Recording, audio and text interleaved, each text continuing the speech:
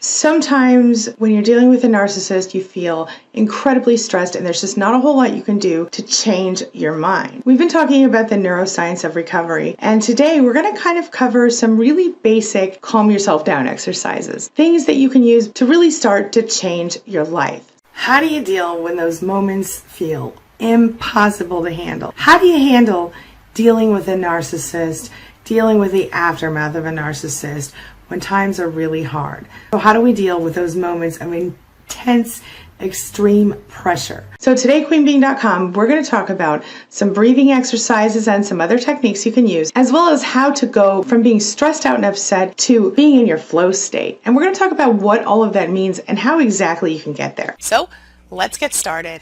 Closed captioning provided by Athena Moberg and CPTSDFoundation.org. My name's Angie Atkinson, and on this channel, I offer free daily video coaching to help you discover, understand, and overcome narcissistic abuse in toxic relationships. I like to call it toxic relationship rehab. So if that sounds good to you, hit that subscribe button and let's get going. Today we're going to discuss a technique that comes from NLP, which is called pattern interrupt. A pattern interrupt is basically a simple way to change someone's mind, someone's perception of a situation, change their state or their general strategy of life.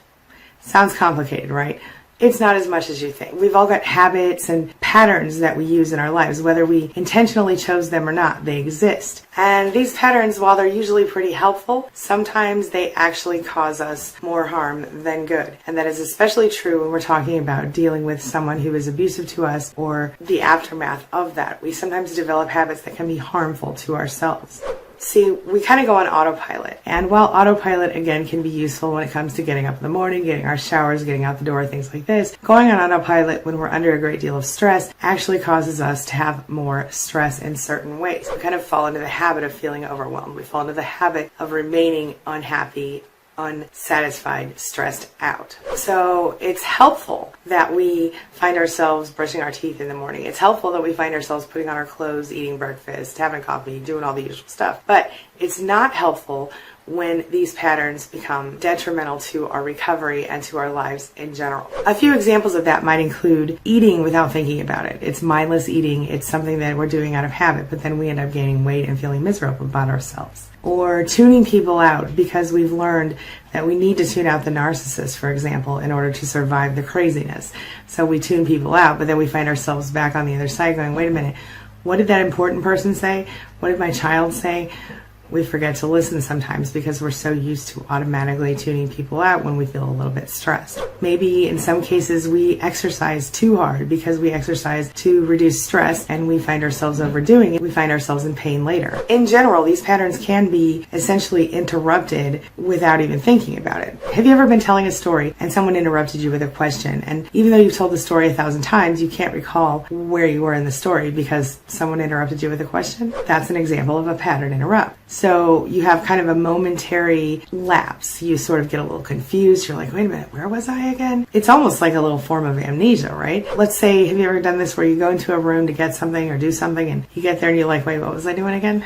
Or you started to do something and you got interrupted and then you couldn't remember what it was you were doing in the first place? Here's the thing. When you find yourself in that kind of confusing state, it actually opens you up for something else. And that is a new perspective, a new form of clarity if you choose to use it that way. So let's talk about pattern interrupts and how they can be useful really quickly. You can interrupt your patterns when you're feeling just blah, like you can't do anything, you feel stuck. So for example, one of the really best ways to do that is like if you're feeling overwhelmed, let's say by housework, you might find yourself just sitting there looking around going, oh my God, how am I going to get all this done, right? And then you do nothing because of your overwhelm. Well, that's a habit. Next time you're sitting in your house and you're looking around going, oh my God, how am I going to get all this stuff done? Do one thing.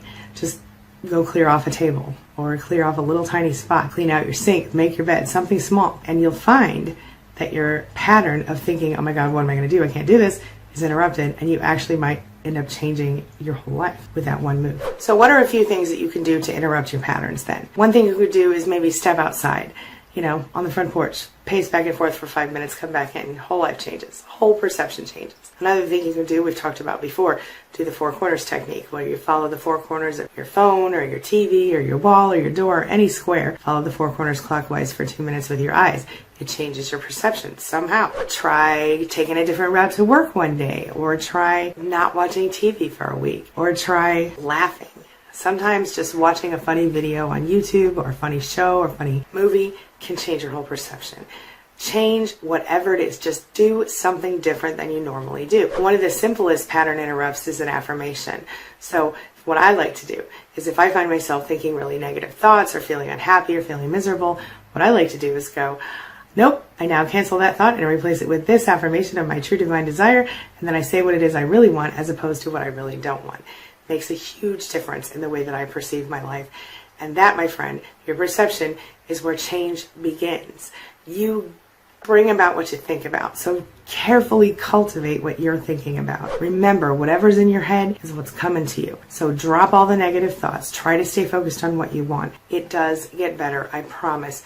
Little bit by little bit, day by day, it gets a little better. I promise you it does. Stay focused on what you want, not what you don't want. Only worry about what you can control, and don't worry about what you can't control, because you can't control it. Remember that pattern interrupts are incredibly useful to you because they change your perception. They shake up your thoughts a little bit. They open the possibility for something new to happen, for new thoughts to instill in your head, and quite honestly, for new things to happen in your lifetime. Knowing that is an important part of the process. It's much easier to change, redirect a pattern that's just a little shaky than it is to deal with a rigid pattern, right? But it can still be done. When you interrupt a pattern, even a rigid one, you're left feeling like you don't know where to go next. It kind of feels confusing. This will naturally open your mind, your subconscious, to whatever it is that you decide to do with it. So you become highly influenceable in that sense. Here's the power of the pattern interrupt. The way our minds work, they naturally excel at automatic programming, automatic autopilot. When we interrupt ourselves, when we create a pattern interrupt ourselves in our lives, we are essentially able to reprogram our minds intentionally if we choose to use it to our advantage. Here's the key to all of it. What it all comes down to is that it's very difficult to make change without intending it, consciously intending it. See, the subconscious mind is great at autopilot, but it sucks at making rational, logical decisions. The conscious mind makes the rational, logical decisions. So that's where it all comes together. This is your opportunity right now to leverage this technique by breaking your patterns with some small move that's different. You open your subconscious. You begin to focus on nothing. You find yourself feeling confused subconsciously. That's when your conscious mind can step in and intentionally create your new reality. Because your subconscious mind goes, okay, wait, what was I doing? Okay, wait, what were we talking about? And then you get to insert new instructions right there. And you get to choose how it goes from there. So whatever your habit is that you're trying to change, whatever it is about yourself, let's say you want to not be focused on the negative people. Well, each time you find yourself feeling sad, feeling lonely, feeling angry, feeling like you wish you could be somewhere that you can't be, you can interrupt that pattern. Nope. I'm going to cancel that thought. I'm going to focus on this instead. Or stand up and jump up and down 10 times. Or walk around in 3 circles. Or go outside and walk around the block once, come back. Then your subconscious mind is like, wait, what were we talking about? What are we doing right now? And then your conscious mind goes, oh yeah? Well, here's what we're going to do instead. Now we're going to think we're happy, that we're free, we're not being abused anymore, everything is awesome, we have freedom, we have peace, and life is good. See? Then the two can come together, and eventually you can actually sort of fool your subconscious into becoming happy. It's a beautiful thing, my friend. One of the easiest ways to stay calm under pressure is to control your breathing. Once you learn how to do this, it will help you stay calmer and avoid being pushed over into that stress response that makes you sick in so many different ways. Let's talk about equal breathing. This is a technique from yoga, which essentially requires that you breathe in and out through your nose. While you do this, you maintain your breath for an equal amount of time on the inward and outward breaths. So you might breathe out for 4 seconds and then breathe in for 4 seconds. This helps you to empty your lungs and fill them with fresh oxygen. The slow, deep breathing will allow you to trigger your rest and digest state, which is similar but slightly different to the fight or flight state, which is controlled by the parasympathetic nervous system. And this is a great way to stave off an anxiety response. Next, we're going to cover breathing from the stomach. This is another breathing technique to try, and it's simply to breathe from the stomach. So if you try breathing right now and note whether your stomach or chest moves first, you might well find that you breathe by leading with your chest. This will limit the amount of oxygen that you can take in with each breath, and that can increase stress. Instead, breathe by first allowing your abdomen to expand. Use those muscles and expand your abdominal cavity. This will allow your diaphragm to drop into that space, opening up your lungs. Then you can follow by expanding your chest, and you will have more space in total to take in more oxygen. Let's talk about power positions. Power positions are those which have been shown by research to trigger the production of positive stress-fighting hormones. One of those is called the victory pose. If you simply stand with your arms above you in a V shape, like you had just won a competition, this will increase your production of testosterone and other good feel-good hormones, helping you to feel more confident and more driven. Of course, it's always best to do this kind of somewhere private before the event that you're nervous about. Now we're going to talk about the flow state.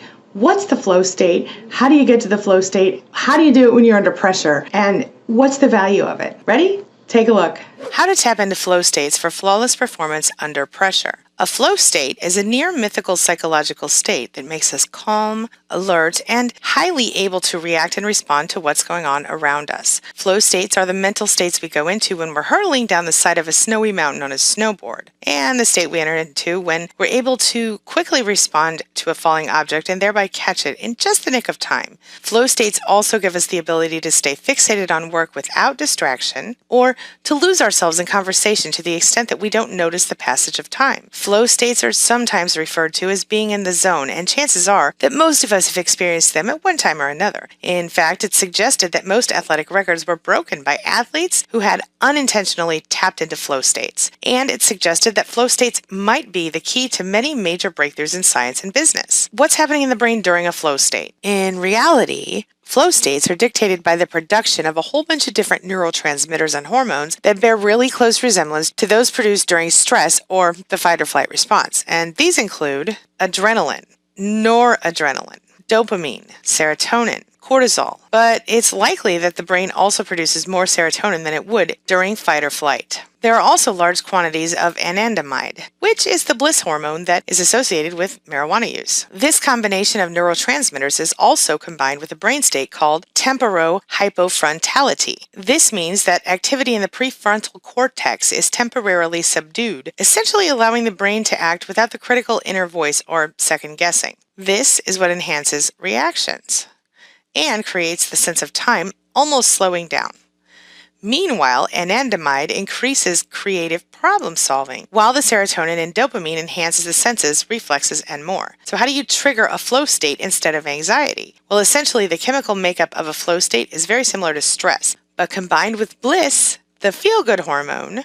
In other words, we kick into a state of heightened awareness when we think something is highly important or possibly even dangerous. The difference, though, is that we aren't afraid at this point, and instead, we enjoy it, leading to the sense of elation. So the next time you feel stressed, try to view it as an enjoyable challenge, and you might just be able to tap into your full potential. Okay, this brings me to the question of the day. Question of the day. Question of the day, and the question of the day is, Are you familiar with neuro-linguistic programming, NLP? Are you familiar with pattern interrupt? Have you tried this?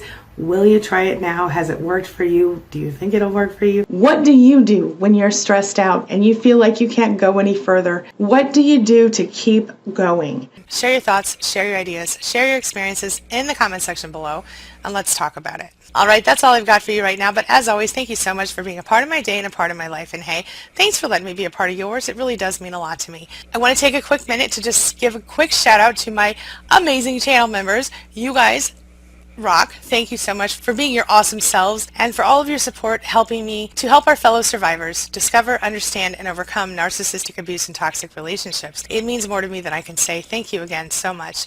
My amazing channel members include Charity, Steph, Dana, Mo Cowboy, Shay, Christina, Ray Ray, T, Christy, Boku, Alda, Smith & Wesson, Ms. Lisa, Martha, Freedom Lee, Mindy, Lynn, Marsha, Linnell, Phoenix, Cherie, Alice, Carrie, Angel, Bible News Radio, Linda, Charlie, Laura, Pierre Lala, Janet, Paul, Delilah, Sarah Lee, Marlene, James F, Trisha, Life's Revival, Lorenzo, Deborah, Roxanne, Susan, and my very first supporter, Angela Falsetto. Thank you. Again, I just want to say thank you so much for hitting that join button. Your support really does mean a lot to me. Thank you again. All right, that's all I've got for you right now. But as always, thank you so much for being a part of my day and a part of my life. And hey, thanks for letting me be a part of yours. It really does mean a lot to me. Now, before I go, make sure you take a look at the videos I'm leaving for you over there and right there. And while you're here, hit that subscribe button so we can stay connected and continue on this healing journey together. I'll see you soon.